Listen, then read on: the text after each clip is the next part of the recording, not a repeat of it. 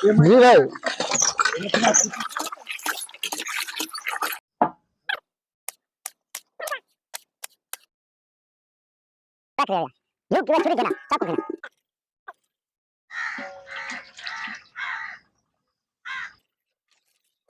ये प्याज डाल रहे हैं।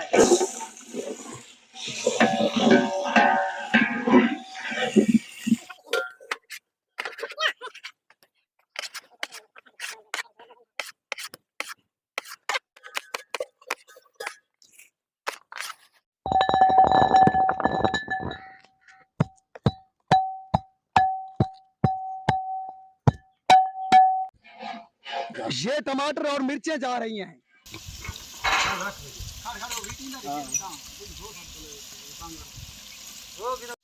ये थूम और अदरक जा रही है।